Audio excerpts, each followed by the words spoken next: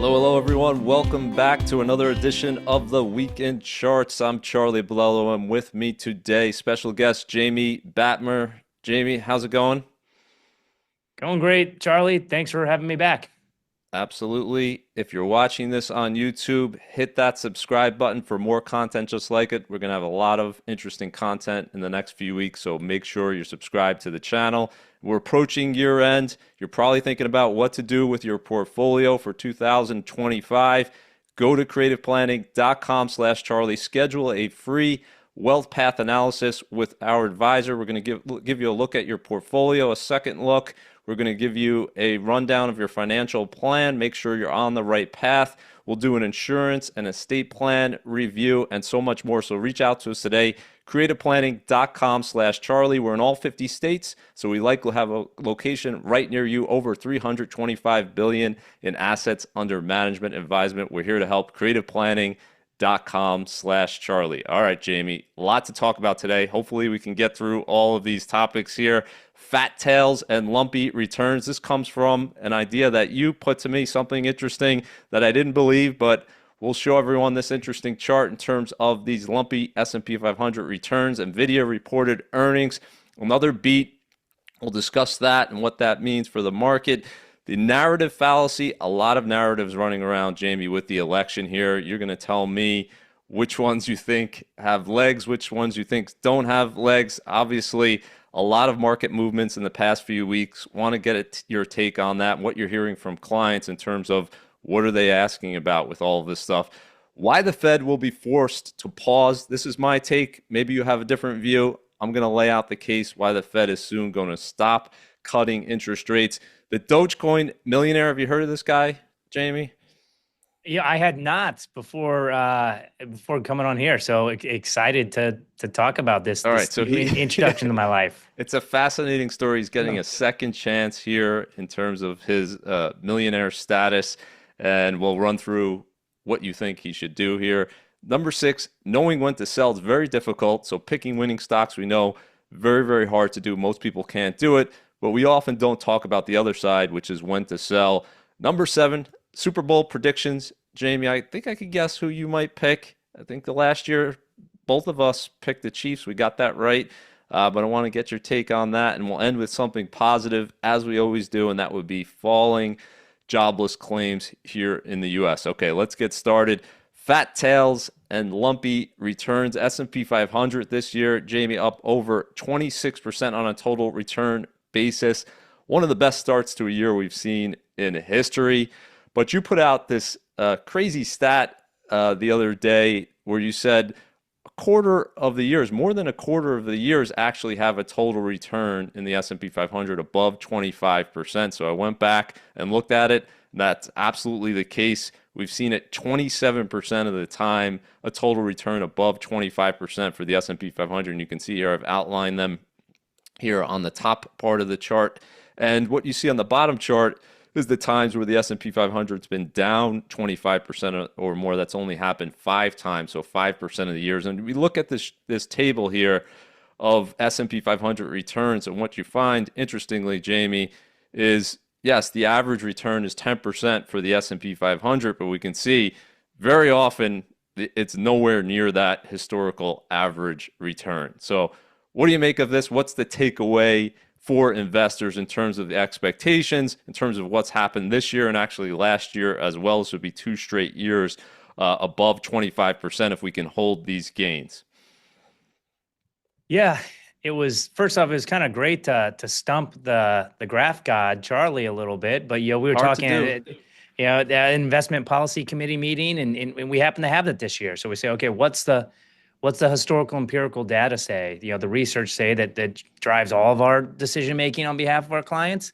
And yeah, it's a very common thing. 27% of the time, market's up 25% or more, and the market's down 25% or more a lot too, but it's not down 25% or more nearly as much as it's up 25% or more. So that next chart is great too, Charlie. If you can go back to that one, the idea is, let's say this was just a weighting mechanism, right?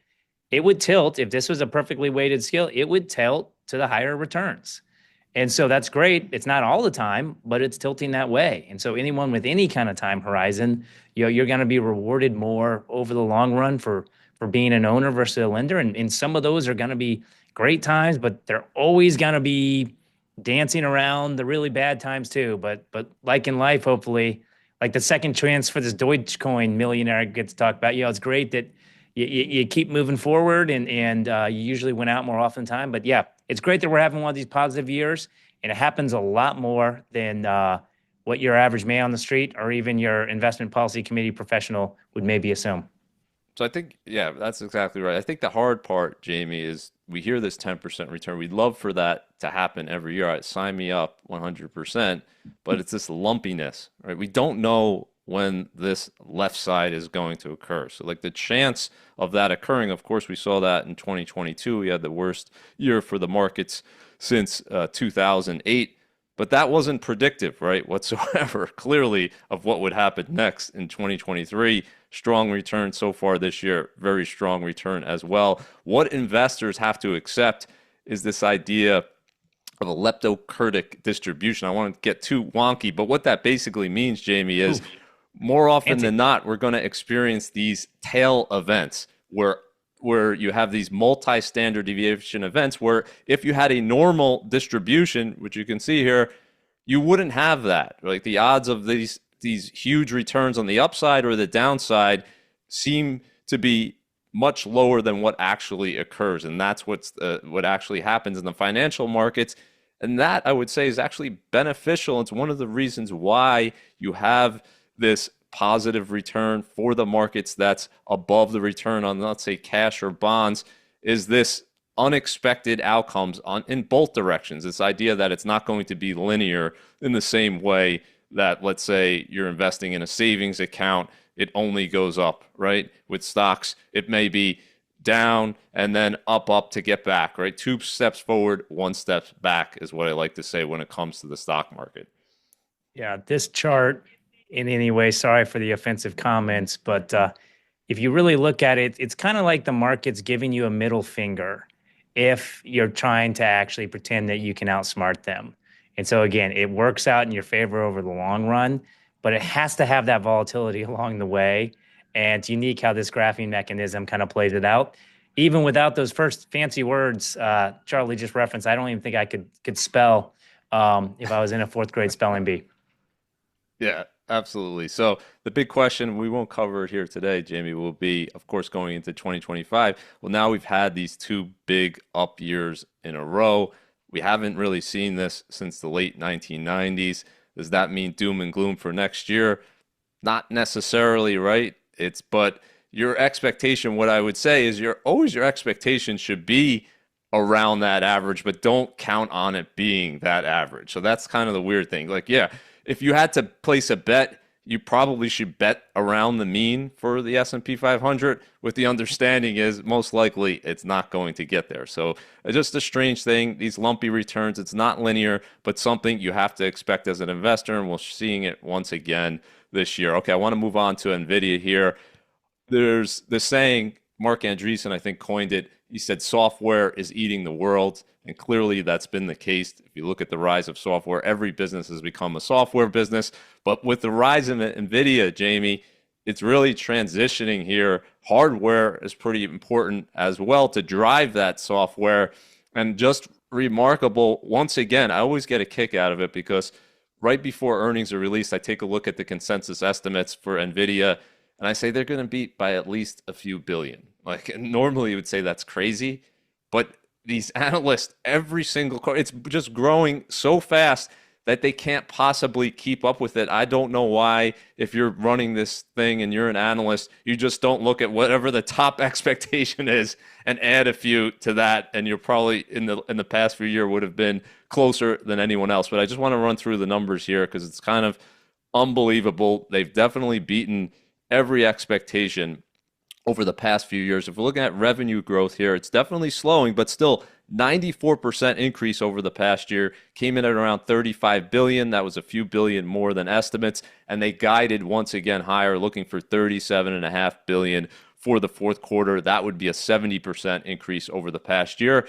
And more importantly, Jamie, then the top line is the fact that their bottom line is just growing exponentially here. You can see 109% increase year over year. They're over 19 billion now in quarterly net income, and now all of a sudden, Nvidia is now the fifth highest company in terms of net income in the S&P 500. Of course, it has the top market cap still, and that's because its valuation is still elevated, and the market seems to be predicting that Nvidia will continue to grow. And if you look at this net profit margin, this is remarkable to me. And this, I think, obviously, there's going to be many competitors trying to attack this and get a share of this, but 55% profit margin still with that revenue growth, and an unbelievable number given the increase in revenue, I would say. And here's the big question once again, Jamie, and I put it to you, I think, a few months ago, but how much longer can Nvidia maintain these valuations? So far, it's grown into it. The stock has more than tripled so far this year, far outpacing the fundamental growth, but still trading now at 30 times sales, 58 times earnings. How much longer can this company beat these expectations? Are we setting up for a point in 2025 where expectations are finally just too high and Nvidia can't beat them? Well, the growth has just been extraordinary, just hyperbolic, right? It's a kind of fancy word, like the words you used earlier in the graphing. But the only guarantee we have is that every single time in the history of investing, the history of the world, this hyperbolic growth that seems unlimited, it eventually stalls out or adjusts in some capacity. Who knows if it's 2025, Charlie? No idea. If it's 2035, really no idea. But the historical data would say it's going to happen at some point.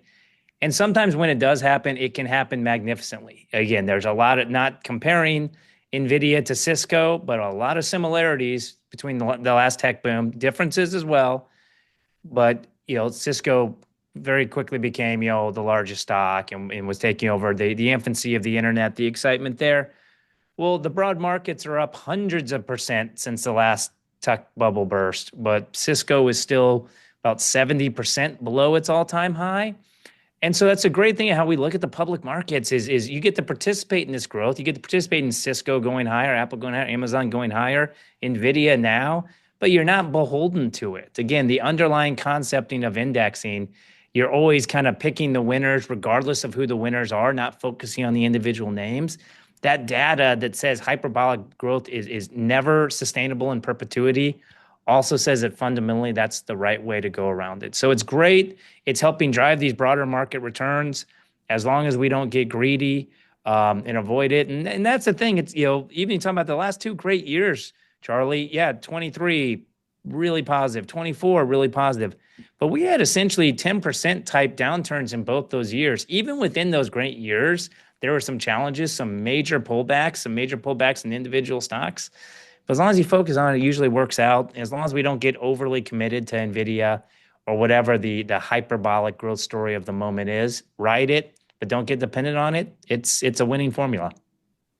Yeah. So my bet is that Nvidia will be overtaken within the next year as the number one company. I just think that we're in the deceleration phase right now. It doesn't mean it has to go down. It's just think that either Apple or one of these other, Microsoft, someone's going to pass it on the upside because of expectations. But we'll see. Yeah. It's about 7% of the index. So it's it's certainly been a big driver of return, but it's not everything, right? And to put Yeah. all of your bets in it at this point when you're in the deceleration phase, that's a difficult bet, I think, to make at this point in time. I think there's going to be a lot more investment and a lot more competition coming. And so far, they simply haven't stumbled. We have yet to see, which is remarkable. They've executed. You got to give this company credit. They've executed flawlessly. This is not easy building out this increase in revenue, like production, ramping it up that much. That's an unbelievable feat that they've accomplished. But there will be a stumble at some point. It's inevitable, and we'll see how they're able to handle that. But I wanted to ask you, Jamie, in terms of we've seen just a massive CapEx increase in spending. If you look at Microsoft and Google, last 6 quarters more than doubling that CapEx spending. And the bet here is that obviously AI is going to be the future, and eventually, if Microsoft and Google and these other companies don't make this spend right now, they're going to miss out on the eventual gains. But are you using any of these products right now, or do you plan to use it? We have like Gemini Advanced, $20 a month, and seems like Microsoft Copilot, $20 a month. It seems pretty powerful. I haven't played around with it just yet. I'm using AI all the time, but I have not used these types of products. But in terms of the average person, if they have, let's say, Microsoft suite of products, Word, Excel, PowerPoint, that just be able to prompt it and say, give me a summary of this document, or do analysis for me in Excel or Outlook, right? Go through my emails and give me the top five of things I should focus on today. That seems pretty powerful if they could do it. I don't know that there's been massive adoption, but I guess this is the promise. What do you think of it? Are you using it any of this yet in a day-to-day basis? Well, on the spending front first, it's an arms race, just like the Industrial Revolution was an arms race. The military industrial complex arms race that led to the buildup before the Guns of August unleashed horror on the world, right, in 1914, and all the succumbing issues. And so it's just the modern arms race, and really what they're all saying is they just can't spend enough money in this exciting new toy. And can it be the greatest revolution since the Industrial Revolution? I mean, it seems it has some of those tendencies. Who knows if it'll play out? But like the internet at the beginning of this next really kind of seismic leap forward for mankind has been a part of humanity's evolution since the dawn of time, right? You're always kind of figuring out ways to move the ball forward. Now, where you showed the next chart, so it's going to date me. And also, I know I have a slightly longer actuarial table timeline than you, Charlie, but just absolute numbers mean nothing. I proudly am told often that I'm an 85-year-old man trapped in a 45-year-old man's body. I still physically receive multiple newspapers to my door every morning. Wow. Wow. I don't know. I learn better that way. I like holding stuff. If it's really important, you know what? I'm printing it off and scribbling on it. I think the data is somewhat supported, but to each their own. And just like this, I actually haven't really used any of this. And it's not me making some kind of statement. It's just twofold. Interestingly, I think the Gemini stuff, or there's elements of this embedded in Google now, right? I Google Yeah. things as much as, interestingly, when I've quickly had to look something up, like, okay, what is an expense ratio or something? I'm talking to clients or something, and I look something up real fast. Actually, what I've noticed is the majority of the time, the answers I get on very straightforward things like that can be inaccurate. And they're inaccurate to the point where it's so obvious to me out of the gates. So like, it'll evolve and get there, but that's my personal experience with it. But I haven't really embraced it. I'm blessed to have a lot of family and friends dear in my life. And I always say, when I can put on some headset and meet my best friends that are scattered across the globe in Paris in 1922 and have a drink with them along with F. Scott Fitzgerald and Ernest Hemingway and have it be real life like that, that's when I'm really on board for this stuff. But to each their own, hasn't really penetrated me. Actually, how I've tried to use it, it sometimes has gotten false positives. But again, it's something to be excited about. New technology has always been a net positive for humans. Maybe I just keep reading the real physical papers, maybe a little bit longer than your average human. Yeah, there's a learning curve here, and I think that's the difficulty. Before you get to efficiency, right? You have to learn how to use these tools, and you have to take the time to use them. But once you do, I think it's going to be powerful. But yeah, absolutely. In a Google search now, right? It's right at the top, and you're tempted to just trust it. But like you, I try to scroll down and go to the exact source when if you need the information to be correct and someone's relying on that, I wouldn't just go off of that because you just don't know Yeah. where it's coming from. But it's already very, you were asked for my personal opinion. I have Yeah. these grumpy old man tendencies, but I'm just a Missouri farm raised hayseed, right? And so, but the idea, even the applications were benefiting, to go through insurance documents more quickly, to give Yeah. more informed recommendations, using the power of it to provide, where we recommend people, allocating education savings accounts based upon tax efficiency and which states give the most optimized pricing, optimized flexibility. Harnessing these things as a tool to like provide that information out, that's already a part of our being, and it's wonderful. It's improving productivity. There'll be bumps along the road, but Yeah. it's already a great thing that's hopefully helping mankind, like most technological innovations. Yeah, that's going to be the big question, I think, for 2025. We talked about it, I think, the last time you were on, is how much of this is going to start driving the earnings of companies other than Nvidia. And so far, it's been zero sum, but it won't be, right? Ultimately, it should be positive sum. Many companies are going to benefit, but all these other companies are in the investment phase, and that's benefiting Nvidia. And we haven't yet seen actually what it's going to do to the bottom line, but I'm excited to see it, and all of it is obviously inevitable. So eventually, Jamie, I'm going to push you to embrace some of this. You don't have to give up the physical newspaper, but otherwise, we might have to get an AI version of Jamie on the show, and we'll see how that goes. Hey, if I could get a physical newspaper, but it updates every day, and I help save, less trees being cut down, why not, right? It could solve both things for me. Like all There you this go. stuff. It makes a great servant, a terrible master. Lots of things in life. Perfect. Focus All that right, way. so let's talk about the narrative fallacy here, and just simply, right? We create these simple stories to explain events. Evidence might not support it, but we love narratives, and the market is all about narratives.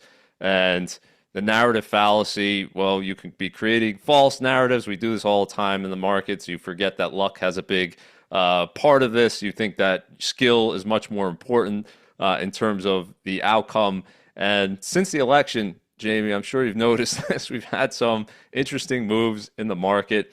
So, want to get your take on some of the narratives surrounding this. And we saw this in prior elections. We saw this definitely in 2016, well, the first time Trump won the presidency. And if you looked a year later, a lot of these initial moves that went on in markets seemed to fade. Not necessarily that the stock market was down, but this outperformance or underperformance in various areas seemed to fade over the next year. So I want to get your take on some of these narratives. The first one, obviously, and biggest one, is simply crypto is going to be benefited by this somehow in terms of less regulation, just a more friendly administration. Then you have just deregulation and the fact that that will help banks. Banks are outperforming. The U.S. small caps have been outperforming on the belief that some of this tariff related stuff is going to help smaller companies, domestic companies, and related to that is the strength in the US dollar, which we'll talk more about later. Obviously, US stock markets rallied a little bit here, 3% higher. And on the other side, which is pretty interesting, we have international stocks, which were underperforming, as everyone knows before this, but they've continued to underperform. They're down. China being down 7%. You have some of these pharmaceutical companies, maker of Ozempic and Pfizer, is down here. Novo Nordisk being the Ozempic maker. And then interestingly, you actually have Trump Media actually down 10%. So throw that one in there as well. So what's your overall take on the moves since the election and how some of these narratives, investors are kind of explaining it after the fact? Some of it seems to make sense, but how should an investor interpret all this, Jamie? Well, in the short run, markets, just like humans are emotional, right? But over the long run, it's the math. In the markets, humans, if you know, eat right, take your vitamins, eat veggie, the math works out typically over the long run. And so we've had these moves, again, immediate responses. Dogecoin, I know we'll talk about that later. It's interesting. Elon Musk is in the news, but I remember him when he was hosting Saturday Night Live and he was behind it and kind of they're asking, is Dogecoin I can't remember what the term was, racket or something like that. He's like, yeah, it kind of is, right? And Yeah. so we don't fully understand that, and it's great if you participate, if you're this Dogecoin millionaire, but the fundamentals behind sustainable success are the same now as they've always been. They're the same right after election or long run. What I always like is that, the key here is the narrative is just, oftentimes so long, like you talked about, right?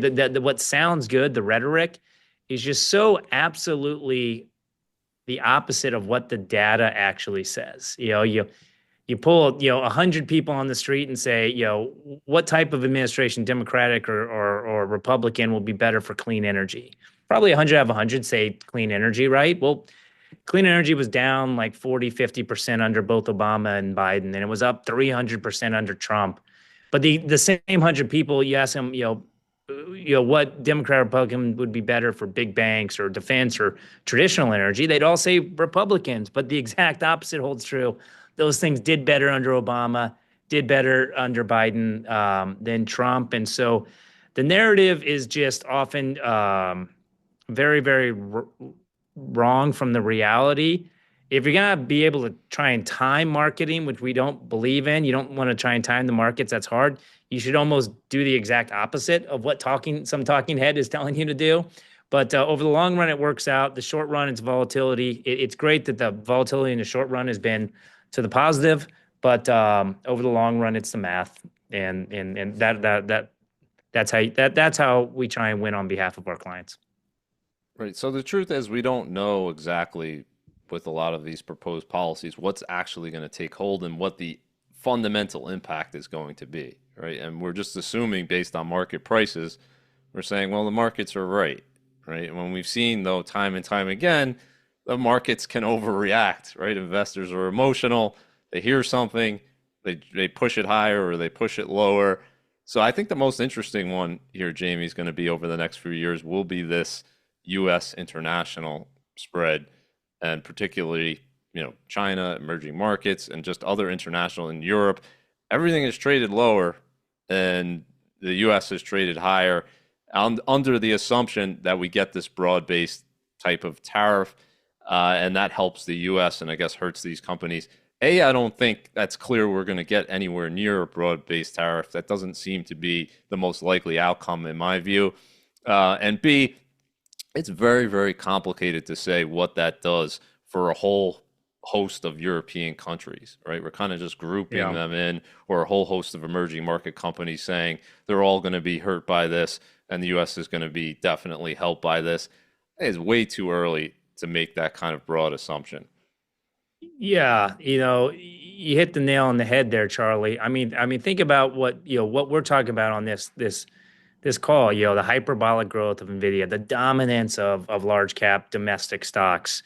If someone's just wanting to sell something that sounds good, that the recent historical data says is right, that's what they're pushing right now. Put all your money in Nvidia, put all your money in large caps. But like you said, emerging markets, that same shyster salesperson that's focusing on the most recent narrative, 15 years ago, they would have been pitching, emerging markets only. You got to be in the BRICS. I mean, think that was a big thing. The BRICS, the BRICS, the BRICS. Yeah. Brazil, Russia, India, China. Think about that today. That's what salespeople would lead conversations with. And we can't even. It's a pariah state now. The recent hot dots. So you were rewarded for avoiding it. Then you'll hopefully be rewarded avoiding those hot dots now as well. Of all these, the one that I'd love to see actually stick would be Novo Nordisk. And if somehow we could get healthier, Jamie, as a company, as a country, and stop eating all this bad stuff and lower the obesity rate so we don't need as much Ozempic, I think that would be a great thing. Might hurt Novo Nordisk stock, but I'm okay with that. But in terms of sectors here, Jamie, you had mentioned the traditional versus clean. So far, of course, people are betting on energy, which is very interesting because crude oils actually come down in price. So this is a very interesting thing because the two tend to be correlated. So if we're drilling more, we create more production, more supply, energy costs come down, the price of crude oil comes down. That might not be that beneficial, right, to these traditional energy companies, but the market so far is behaving as if it will be, driving them up and financials up. And you could see healthcare down at the bottom with a negative return. But I would caution everyone, that's not to say, look, energy and financials could be the leaders the next 4 years, but there's going to be so many factors that go into it, not just the policies of the new administration. It's going to be very hard to parse out what exactly is from them and what's from macro forces. Is there going to be a global downturn, right? That's going to impact the energy sector much more than simply changes in U.S. Domestic production, I would say. Absolutely. Completely agree.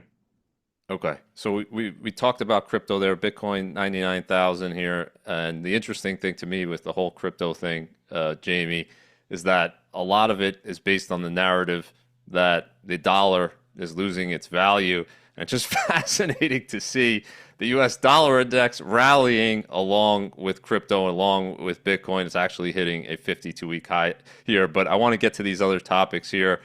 So we won't talk about that anymore, but we got to talk about the Fed here. I'm going to make the case. You tell me if I'm wrong here, why the Fed will be forced to pause. And my number one case here is just looking at the bond market.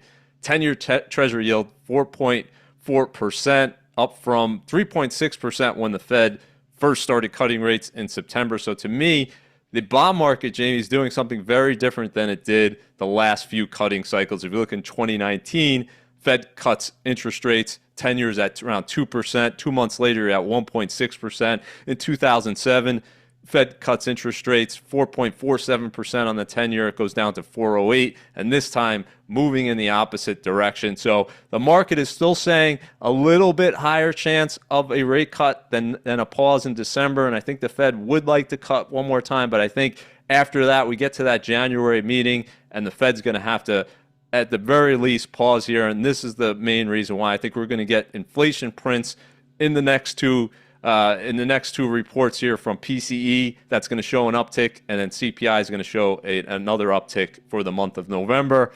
And we're not at 2% inflation, Jamie, on a cumulative basis here since 2020. We're at 4.2% annualized. No one will show this chart to Jerome Powell, but someone needs to tell him inflation is not 2% just because it was in the last year. You have to look at this cumulatively. Tell me why I'm wrong and why the Fed will just be able to keep cutting interest rates all the way back down to where the interest rates were before. Well, if you go back maybe one chart you had on there, Charlie, or one more before this, most important thing is how can I compete with someone in an argument if I differ with Charlie when there's a chart that actually has his name 3 different spots and his video feed. And so the idea is, yeah, okay, yeah, these are the expectations. That's all they are. The expectations were for a really close election, didn't come true. It's funny that same flawed data is how they're trying to explain the election outcomes. There's exit polls said this type of educated type of person voted for Trump. Well, wait, you're using the same data that got you the wrong thing in the first place to try and justify that wrong outcome. Hilarious. And so the Federal Reserve needs to be flexible. They need to be dynamic, like any good family, like any good business, right? You're dealing with things. You're modifying expectations as the current situations dictate. And really what, a big part where we've differed is where I don't think they've changed as much as, again, with the dynamics of the world, the dynamics of the consumer that drives so much, that's just changing so much, right? Baby boomers, they're not as dependent upon interest rates. They don't, a lot of them don't have mortgages, or, they like it. So it's these traditional ways of fighting inflation maybe didn't have the impact they have because the dynamics of the engine of the overall economic activity has changed. So they have to be flexible in that regard. And again, let the real data drive decision making. Like you said, moving forward, what the real inflation rate is. You've done it better than anyone, Charlie. The insanity behind what they say, healthcare cost inflation has been, the insanity of what that is versus what the reality of it is kind of unwillingness to look at the real numbers. And so hopefully they can be dynamic. The history has said they haven't necessarily, but yeah, everyone thought we were going to see 7 or 8 rate cuts in 2024. Haven't seen nearly that, and it just reinforces why we don't try and look and gaze into a crystal ball because Yeah, it doesn't work 100% of the time. one more wrinkle here, Jamie. I think it's going to be a fun one to watch is the Trump and Powell and kind of that relationship here because we know Trump, based on history, seems to like low interest rates, and he was kind of prodding him to cut interest rates the last time around, right? And it's going to be the case, I believe, and right around 2025 when he takes office, that Powell's probably going to say we're going to stop cutting interest rates, and President Trump is going to say he doesn't know what he's doing. He should cut it, which is very interesting because they're saying they want lower inflation, right? But they don't want to do higher interest rates. They want to keep interest rates higher in order to bring them down. So they want kind of the best of both worlds. They want lower interest rates and lower inflation. So that's going to be a fun one to watch. I know you probably have a take on this. This wouldn't be the first time a president has tried to influence Fed policy. What do you think is going to happen with that stuff? Well, if you're ever willing to come to flyover country and sit down for a long talk on it, Charlie, or anyone listening to this, I'd love to talk about it because I I actually wrote my dissertation from the London School of Economics kind of on the separation of authority between the Treasury and the Federal Reserve. That actually wasn't always a thing as presidents manipulating it. Jimmy Carter blamed the Federal Reserve for losing re-election. Yep. Nixon actually blamed the Federal Reserve for when he lost to Kennedy in really the closest election of all time. Andrew Jackson kind of physically blew up the Federal Reserve. So long-winded, answer of something that I actually at one point spent a lot of time trying to get a master's degree passing grade on that. But that's always been the case. Is really what the narrative has been, right? There's always been this push back and forth, but there is some true separation. It was kind of designed this way in its modern form on purpose. Yes, can the president try and push them around? But from a legal dynamic standpoint, there is autonomy to the decision making of the Federal Reserve. And at the end of the day, Jerome Powell was Trump's own appointee in the first place. Yep. And so we'll see. But this is nothing new. Presidents trying to create a more favorable economic backdrop to improve their favorability ratings is as old as markets and interest rates themselves. Yeah. So my take is the only thing worse than 10 people sitting in a room figuring out what the interest rate should be would be moving that to the president or to Congress, right? And just letting it be a populist vote. You don't want that to be. You don't want either of the two, but that would definitely, in my mind, be worse between the two, assuming the Fed is truly independent and wants the best for the long-term U.S. economy in making its decisions. We could debate that, but I'm going to give that the benefit of the doubt. Obviously, if you give it to a politician who wants to get reelected, they're immediately going to do, most of them, what's beneficial today and forgetting about what happens in the future, right? So you definitely don't want that. And that's why the market ultimately should be the arbiter of where interest rates should be. Not you, not me, not Jerome Powell, not President Trump. It should be the market that figures out what the interest rate would be, but we're not headed in that direction. So my preference, Jamie, would be Congress take power away from the Fed. They have too much power. The Fed shouldn't be allowed to buy things like mortgage bonds, and start moving in that direction to remove that power. If you remember, in March 2020, they started buying corporate bonds, junk bonds on their balance sheet, investment grade bonds, and there was really no legal authority to do it. They just kind of invented that. So start there if you want to remove power. Say, stop meddling in things like the housing market. What I would say is Jerome Powell and the actions that the Fed took in buying mortgage bonds and driving interest rates below 3%, as essentially the result of that is freezing a housing market for a generation of new home buyers. So certainly meddling in free markets, not a good thing, and remove power there.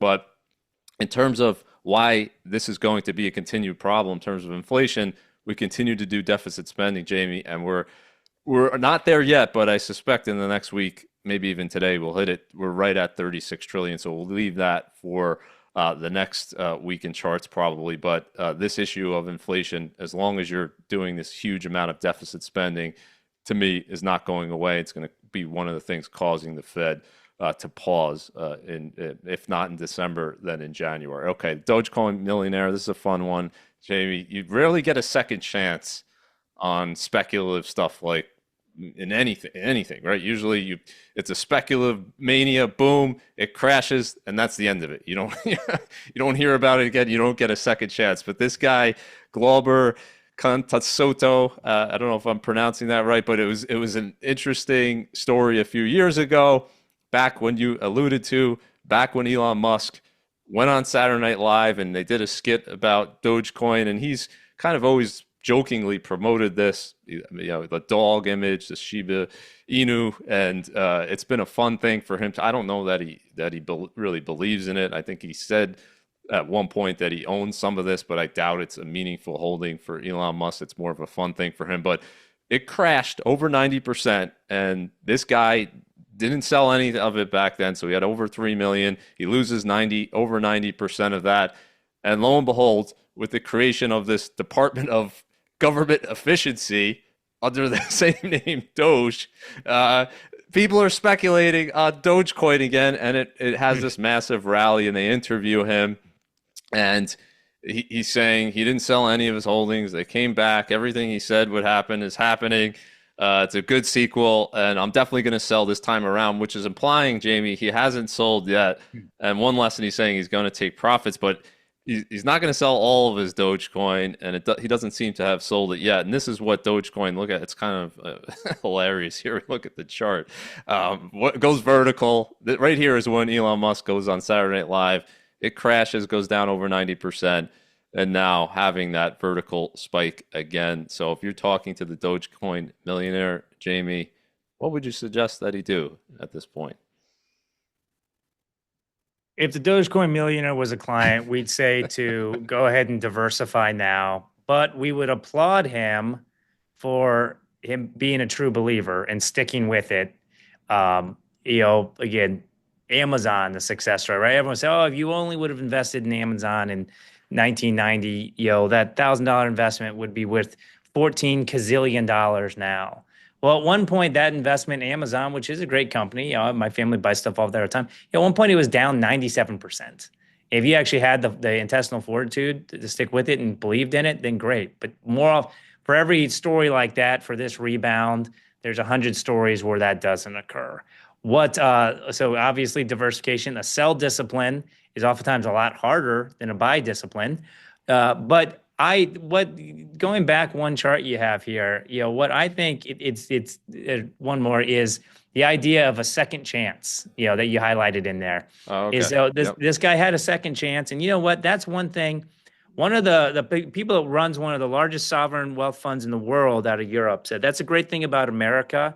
They give people a second chance like nowhere else. And so again, actually, Dogecoin, not something we believe in, not something we're recommending to our clients, but the idea of willing to try and learn from your mistakes. Hopefully he'll learn from his mistake this time, but a world that allows for second chances to learn from failings and improve upon them moving forward is something that investment professional I very much recommend, or very much respect, actually said is a very American phenomena. And so, hopefully he sells some, banks some of these gains, learns from prior lessons, but he got his second chance. Good for him. He's got it. So we'll see. We'll see if you can't feel.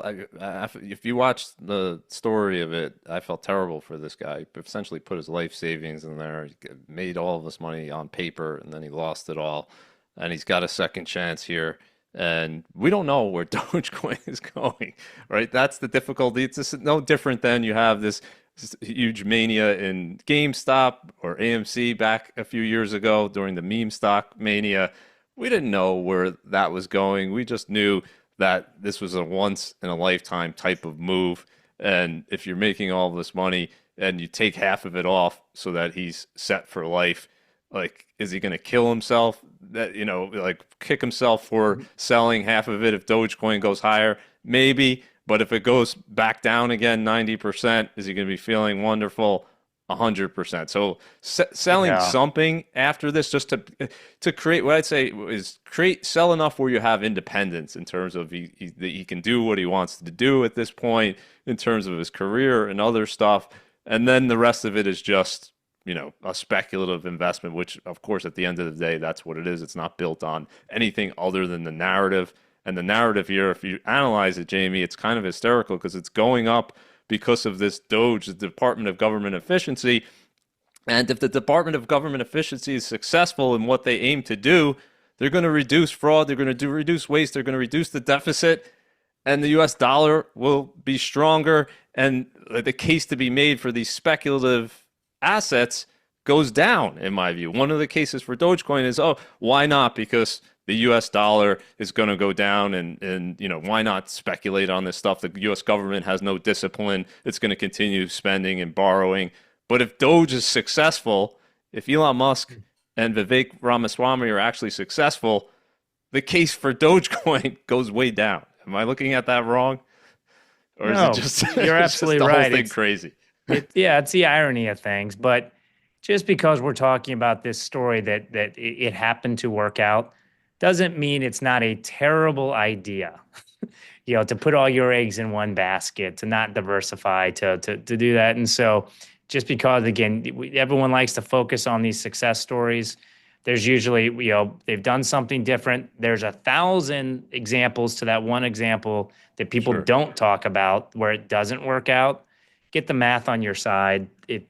Great for this guy that we're talking about it, but yeah, I don't even know how to actually effectively pronounce this. So Okay. So I'm going to call it Dogecoin. I think I'm pronouncing it correctly. But yeah, um, so still below its peak from a few years ago. It had that 90% drawdown. And my guess, this is just a guess, we're going to see another 80 90% drawdown at some point in the next year in Dogecoin. Unlike Bitcoin, Jamie, there's no a limit to Dogecoin supply. I don't know if you knew this, but you can see this supply going up and up in here. So just be careful equating it in terms of saying it's the same thing. A bit different animal here in terms of Dogecoin. It's 100% narrative driven. And as long as people like the meme, it's obviously going to go up. But at some point, people like this Dogecoin millionaire are going to have to ask that question, do I sell? And when they sell, they're not going to wait and get it approved by everyone. They're going to unload this thing. And once it starts going in the opposite direction, then all of a sudden the narrative starts to move in the opposite direction. So we'll see. I'll come back in a year. I'll probably be yeah. he'll probably be the Dogecoin billionaire, and we'll be I mean, talking about that. But even you're given the example of say Bitcoin being the safer bet here. Well, the white paper that kind of introduced this concept to the world, came out in only like a couple weeks ago in the year 2008. Someone was born in 2008, they couldn't even buy cigarettes right now. Yeah, that in or beer. And so the idea, it's so new, there's such infancy. Again, it's a very, very, very young asset class. And so I thought that was interesting that concepting by the mystery creator of this that kind of came out. Again, think of that timeline. Would you we typically the investments we have been through a period of decades and decades, now hundreds of years of existence, yeah, movements across all different kinds of market cycles. And that's just kind of the core way Creative Plane looks at the investment world. yeah. It's all going to be fascinating to watch. But I'm just really interested in kind of how the narrative changes here if Doge is actually successful, and if let's say we like during that money supply boom that we saw in 2020, this net type of narrative kind of made sense. Like, what are we doing? We're printing dollars, right? Like, we need to find an alternative currency because we're not being responsible in that respect.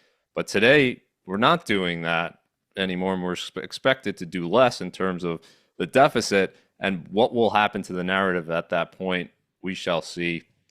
It's really a fun one to watch. So we gotta come back to it at some point. But again, I'm sticking to the 80 to 90% decline at some point in the next year. There reaches a point in a mania where you can only there's a level of froth where you only kind of know it when you see it. And I've seen these manias before, and just the way people are talking about it on social media right now is just eerily familiar in terms of it reminds me of right around when Musk was on SNL. So we'll see what happens there. Okay.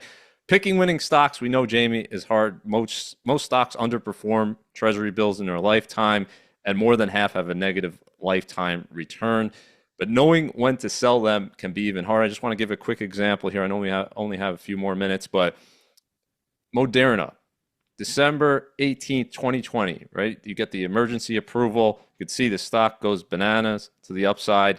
Obviously, it was doing well before that, but just spikes higher. So people are saying to themselves, yeah, this is a winner, right? We're going to see this huge increase in demand. You saw it. Their revenues went up from the vaccine, all the rest of it. But you could see very quickly the adjustment as COVID started to become less of an issue comes back down. And now, had you held this stock over this time period, Moderna now is back to, I think, like mid 2020 levels, I want to say, and it's 73% below where it was when this emergency approval occurred. S&P 500, just you bought a diversified U.S. portfolio, you're up 69%.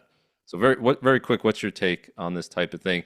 It's very difficult kind of to pick a winner to begin with, but how do you know when to sell it? I think is the bigger question.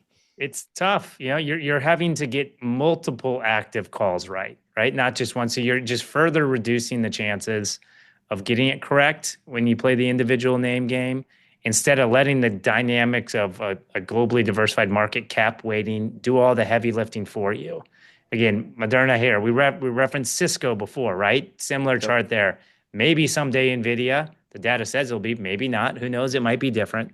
But the idea is just very, very hard in the public markets, accessing it efficiently, optimizing tax efficiency, right? Owning, say, via maybe direct indexing the S&P 500 so you can tax loss harvest Moderna individually, yet you still own the S&P 500. That's a win. That's a smart way to look at buying and selling because there's statistics like this going back as long as markets have been around. And yeah, Moderna, who would have, again, the benefits, the success of Project Warp Speed, and all the excitement around that, that feels a lot more sustainable than Dogecoin. But in the grand scheme of things, the maddening of the crowd, it's really not that different when you zoom out the lens just a little bit. That's right. The narrative, gets tested at some point, and when there's an overreaction in terms of expectations, often there's a mean reversion, and that's, I think, exactly what we've seen. All right, two more quick hits here. Super Bowl predictions. We'll cover this real quick. Just give me your prediction. These are the betting market odds right now. Chiefs had been number one, and then they had that loss to the Bills. Now Lions are actually predicted to be 20% to win the Super Bowl, so highest probability. What's your pick, Super Bowl, Jamie? Yeah, it's funny. I was just talking to some really nice clients that were long-suffering Lions fans. I said, "Hey, if we don't win, I hope it's you guys." Seems like the markets are betting on it too. I love my beloved Kansas City Chiefs. It broke my heart year after year after year. As a kid, are maybe gonna do something no one else has. Three-peat? But the only answer is the only winning bet is not to bet. And sorry, I have to be like, okay, thanks, Dad, for saying this. Not that, not making some moral play here, but you see the data. Again, even if you know something, the odds, when you take the friction costs of in between, you bet $100, you don't get you 100 back, but plus another 100. There's all this friction cost that makes the odds even go way below 50%. Like does commercials. I agree with you, Jamie. No betting. I'm not a big fan. Again, I love football, but like what's your prediction? Who will win the Super Bowl? Don't equivocate here. I have to root for the team I grew up loving and still love. And so, yeah, the Kansas City Chiefs, until someone can beat Patrick Mahomes, we're there. And so, but it happens to be the Lions, great. But the Bills, the historical empirical data says they can't beat us. The Eagles, same thing. Ravens, same thing. 49ers, same thing.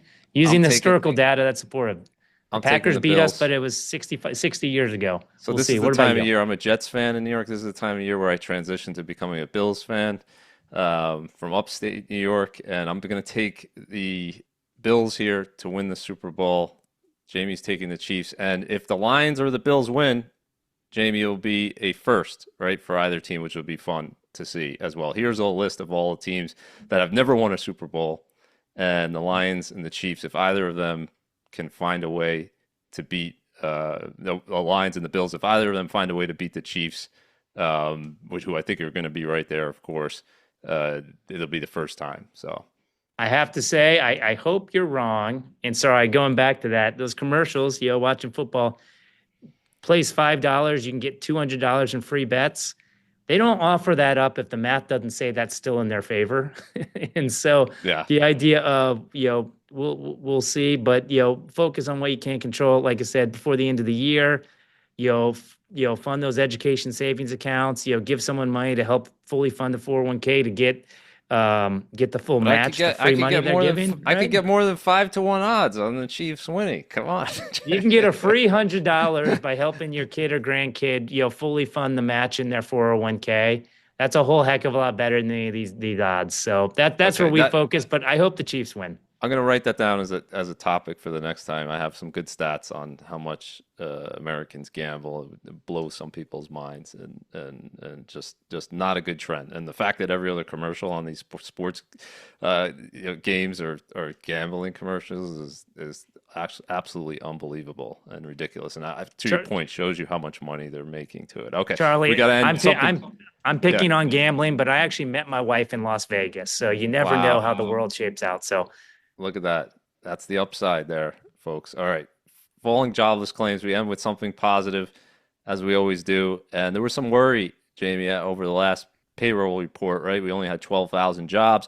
There's a lot of things, though, going into that. First of all, these monthly numbers are insane. They're always revised. Don't trust the monthly number. But you had the hurricane impact and you had the Boeing strike impact, two big factors there, I think, contributing to that. But still, the worry was, hey, we've already been slowing in terms of the growth rate in payrolls, and are we going to see a negative number? And the good news since then is jobless claims, after a little bit of a spike during the hurricanes, have come down, and now they're at the lowest level since May. And this tends to be a leading indicator. So we're not, while we are seeing less job openings and a little bit of, in terms of a labor market loosening. So it's definitely not the tight labor market that we saw a few years ago. We're not there in terms of companies doing these massive layoffs. And as long as jobless claims are trending lower, that's a good sign heading into Thanksgiving. Obviously, very strong job market and wages up 4% over the past year, outpacing reported inflation. I say reported because obviously there's a debate over what's the actual inflation rate, but we'll take 4% wage gains any day of the week. So hopefully that continues. Hopefully the job market stays strong. Jamie, did you have fun today? as always, had a blast, Charlie. So we'll see who wins the bet. I hope you're very, very wrong, but maybe we'll talk again before that. Good. Well, maybe we'll bet a sweater. Yeah, I like that sweater there. Can I get that sweater if the Bills win? That nice sweater. It's well worn, but sure. Yeah, that it's a deal. We'll mark it. Mark the I'll tape. find some Chiefs gear I could get for you. Okay. Yeah. Thank you everyone for joining us. Have an awesome weekend. If you're watching this on YouTube, hit that subscribe button, and we'll see you next time on the Week in Charts.